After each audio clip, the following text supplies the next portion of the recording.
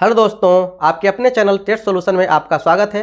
दोस्तों, आज के सेशन में हम लोग बात करने वाले हैं जो संदीप सौरभ जी ने आपको यहाँ पर शिक्षा विभाग को लेटर लिखा था और तेजस्वी जी से बात किए थे और तेजस्वी जी ने इसका सकारात्मक जवाब दिया। उनके कहने के अनुसार है इसमें आपको रिक्तियाँ बढ़ाई जाएंगी और ऐसा सुनने में आ रहा है कि आपको 35,000 रिक्तियाँ आपको बढ़ाई जाने के बारे में बात चल रही है। तो हम लोग A to Z मैटर पर बात करने वाले हैं। संदीप सौरभ जी ने लेटर में क्या कहा, इन सब के बारे में हम लोग बात करने वाले हैं। तो चलिए आज की सेशन को हम लोग शुरू करते हैं। और दोस्तों, यदि अभी तक आप नहीं सब्सक्राइब किए हैं तो जरूर सब्सक्राइब कर लीजिएगा। चलिए हम लोग बात कर लेते हैं कि इस लेटर में आपको संदीप सौरभ जी ने क्या लिखा है। ठीक है ना, यहाँ पर इन्होंने लेटर लिखा है उप मुख्य सचिव शिक्षा विभाग को, बिहार सरकार, पटना। विषय में क्या लिखा है, यहाँ पर लिखा है कि 7वें चरण के शिक्षक नियुक्ति के लिए 6 से 8 तक की बारे में बात किया गया। सिर्फ 6 से 8 तक की कक्षा के लिए शिक्षक पदों की रिक्तियों की संख्या को ठीक करने के संबंध में आपको उनका लेटर था।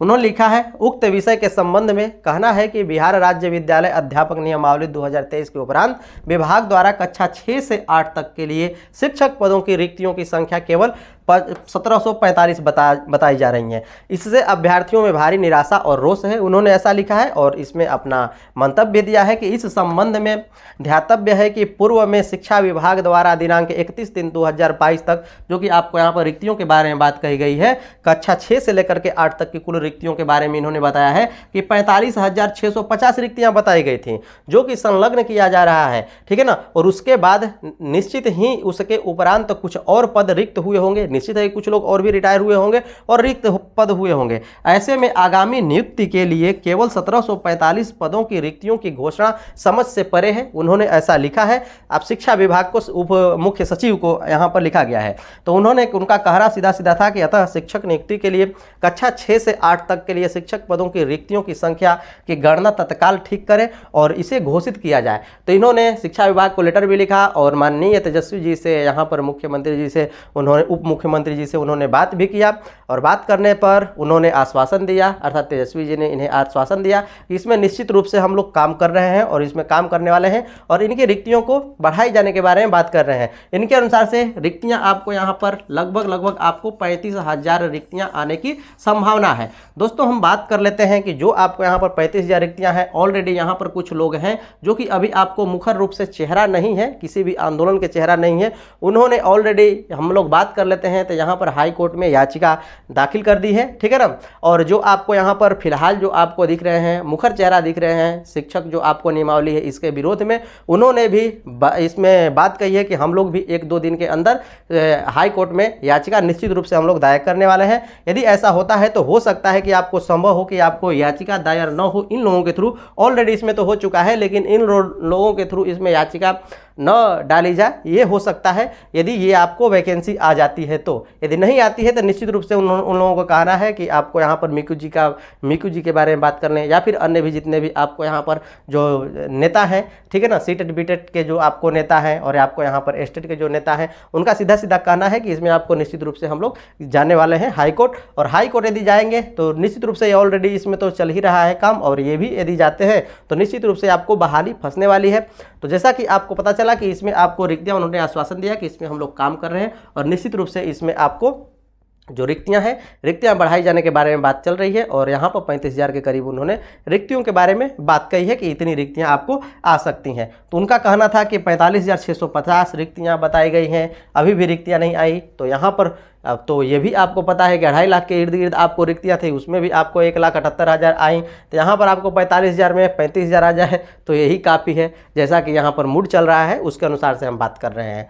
तो दोस्तों, ये काफ़ी खुशखबरी वाली बात है। यदि ये आपको आ जाती है तो हो सकता है कि सारी जो चल रहा है कैसा कैसी, इसमें थोड़ा सा विराम लगे और ये शिक्षक जो बहाली है आपको नई नियमावली के थ्रू ये संपन्न कराई जा सके। तो मैं ऐसा करता हूँ दोस्तों, इतनी आपको बातें अच्छी तरह समझ में आ गई। आगे हम लोग बात कर लेते हैं कि यदि ये आपको बहाली केस पर जाता है, अर्थात यहाँ पर हाई कोर्ट में आपको जाता है, तो क्या होने वाला है उसके बारे में बात कर लेते हैं। तो चलिए आगे हम लोग कुछ इसमें बात कर लेते हैं।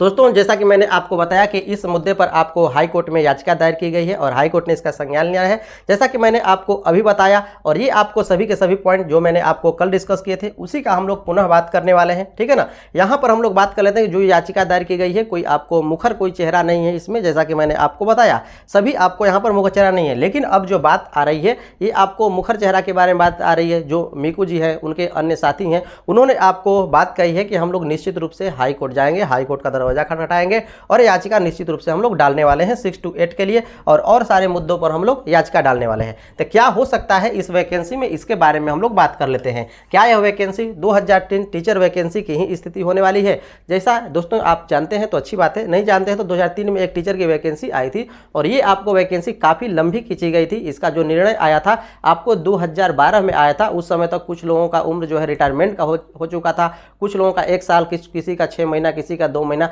इस तरह से नौकरी आपको बची हुई थी। तो क्या आपको ऐसा स्थिति होने वाला है? यदि दोस्तों यहाँ पर कोर्ट केस होता है तो कुछ भी हो सकता है, ये कोई बड़ी बात नहीं है। आपको 2003 वाला 2012 हो सकता है ना, तो यहाँ पर ये आपको 2023 वाला भी कुछ भी हो सकता है, 30 भी जा सकता है। हम लोग आगे बात करने वाले हैं, क्या सरकार कोर्ट को जवाब दे पाएगी? जो आपको नई नियमावली लाई है, इस नियमावली के पक्ष में क्या सरकार आपको कोर्ट को जवाब दे पाएगी या फिर यहाँ पर इससे संतुष्ट हो पाएगी कोर्ट उसके जवाब से? इसके बारे में बात करने वाले हैं, ठीक है ना। आगे हम लोग बात करने वाले हैं, क्या सरकार ने जानबूझ करके इस वैकेंसी को फंसाया? तो निश्चित रूप से इसमें आपको ये बातें नहीं दिखनी चाहिए कि आपको यहाँ पर जानबूझ करके नहीं फंसाया गया है। जो भी आपको नीति निर्देशक तय करने वाले लोग हैं सरकार में ही हैं, और ये तो आपको आम लोग हैं नहीं, सभी विषयों को अच्छी तरह से जानते हैं, सभी मुद्दों को अच्छी तरह से जानते हैं, फिर भी उन्होंने ऐसा काम किया है जो कि आपको फंसाया जा सके रिक्ति में। बहुत सारे पॉइंट ऐसे हैं जो कि हाई कोर्ट निश्चित रूप से उसे पकड़ लेने वाला है। हम लोग बात करने वाले हैं, क्या जो आपको यहाँ पर कोर्ट स्टे लगाएगा या फिर इस जो आपको केस है इसको खारिज करने वाला है,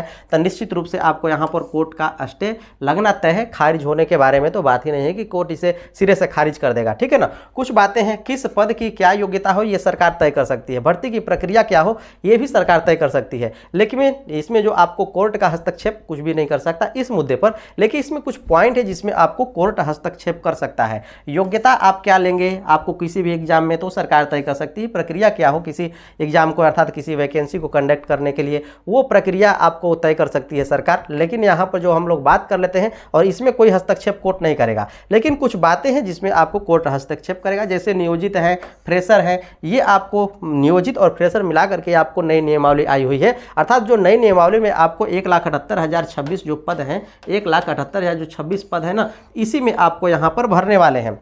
जो नियोजित हैं ये भी उसी में जाएंगे, जो फ्रेशर कैंडिडेट हैं वो भी उसी में जाएंगे, ठीक है ना। नियोजित वाले उसमें जाएंगे तो नियोजित का जो पद रिक्त होगा वो हमेशा के लिए खत्म हो जाएगा, क्योंकि अब तो नियोजित शिक्षक यहाँ पर बनाने नहीं है। जो होंगे सब रेगुलर होंगे, राज्यकर्मी के दर्जा वाले शिक्षक होंगे, ठीक है ना। यहाँ पर कुछ लोगों का सवाल है जो आपको शिक्षक है, यहाँ पर उनका भी सवाल है कि 6 से 8 में तो सर यहाँ पर वैकेंसी तो है नहीं। जो भी आपको यहाँ पर 1745 जो भी आपको ये वैकेंसी है ये तो स्पेशल शिक्षक के लिए है, तो इनका क्या होगा, ठीक है ना। जो आपको 6 से 8 वाले शिक्षक हैं ये कहाँ जाएंगे? 6 से 8 वाले शिक्षक कहाँ हैं, कहाँ जाएंगे? तो सरकार का कहना था कि हम इसका पदोन्नति करके 6 से 8 को भरेंगे, तो किसमें पदोन्नति किसको करेंगे यही क्लियर नहीं है, ठीक है ना। तो इनका कहना है कि 6 से 8 में तो 0 रिक्तियां हैं, तो हम यदि जो नियोजित हैं ये हम एग्जाम को क्रैश करेंगे तो कहाँ जाएंगे, कहाँ जाएंगे? इसमें तो रिक्तियां हैं ही नहीं, 0 रिक्तियां हैं, तो कहाँ से हम इसमें आ पाएंगे? उनका कुछ ये आपको सवाल है, इसलिए ये आपको बहुत ज़्यादा परेशान है।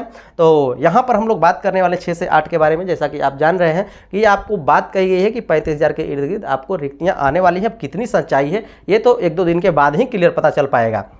इस नियमावली के बारे में समझ ही चुके हैं आप कि जो नियोजित वाले हैं वो भी आपको 1,78,000 में ही शामिल होने वाले हैं, जो फ्रेशर वाले हैं वो भी 1,78,000 में ही शामिल होने वाले हैं, और वही जो आपको दिख रही है वही नई नियमावली है। तो यहाँ पर आप बात समझिए कि ये भी उसी में जाएंगे, ये भी उसी में जाएंगे। तो यहाँ पर क्या होने वाला है, यहाँ पर ये आपको फेल होते हैं, ये यदि नियोजित वाले यदि फेल होते हैं तो भी इनके पास नौकरी रहेगी। लेकिन यहाँ पर जो फ्रेशर है यदि ये फेल होंगे तो इनका क्या होगा, तो इनकी स्थिति में घर जाएंगे। तो यहाँ पर एक ही अवसर के लिए, एक ही पद के लिए, एक के लिए है कि एक जाएगा उसी में, फिर भी वो नहीं सिलेक्ट होता है, फेल होता है तो पुनः अपनी नौकरी में रहेगा। लेकिन जो ये है ये तो कहीं का नहीं रहने वाला है। अर्थात ये जो नियमावली है अवसर की समानता के अधिकार का उल्लंघन है। एक ही अवसर है, एक ही वैकेंसी है, एक ही तरह के सीट पर दोनों को जाना है और दोनों के लिए अलग अलग यहाँ पर वैधता है, दोनों अलग अलग लोग हैं। तो यहाँ पर कहना है कि इनका जो आपको आयोजन हो अलग से होना चाहिए और उनके लिए जो आपको यहाँ पर 1,78,000 सीट है इसमें नहीं, इनको अलग से ही आपको रेगुलर शिक्षक बनाने का जो है कवायद करने के बारे में बात चल रही है। ठीक है,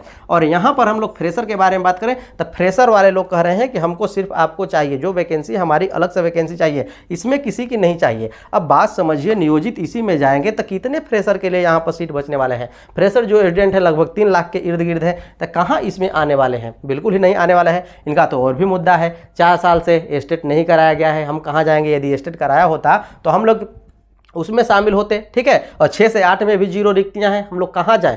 तो ये निश्चित रूप से सही भी कह रहे हैं, इसमें तो आपको कोई गलती दिख भी नहीं रही है। ये कहाँ जाएंगे? जो भी आपको यहाँ पर 6 साल से एस्टेट वगैरह कुछ भी नहीं हुआ है तो जो भी फ्रेशर कैंडिडेट है वो कहाँ जाएंगे? ये तो मान लीजिए नहीं क्रैक करेंगे तो ये रह जाएंगे। यहाँ पर जो आपको फंसने वाली बात है तो ये जो आपको नियमावली फंसाने वाली ही नियमावली की तरह आपको दिख रही है, इसमें आपको कोई बहुत ज़्यादा इंटरेस्टिंग चीज़ आपको नहीं है। ठीक है ना, यहाँ पर हम लोग बात किए थे कल के सेशन में, सुप्रीम कोर्ट में आपको डोमिसाइल चैलेंज होने के कगार पर भी है, क्योंकि यहाँ पर कुछ मध्य प्रदेश के लड़के हैं जो कि आपको इस नियमावली को यहाँ पर सुप्रीम कोर्ट में डोमिसाइल के मैटर में आपको कि उनको भी मौका मिलना चाहिए, इसलिए उन्होंने यहाँ पर सुप्रीम कोर्ट में जाने के बारे में बात कही है और इसे चैलेंज करने के बारे में बात कही है।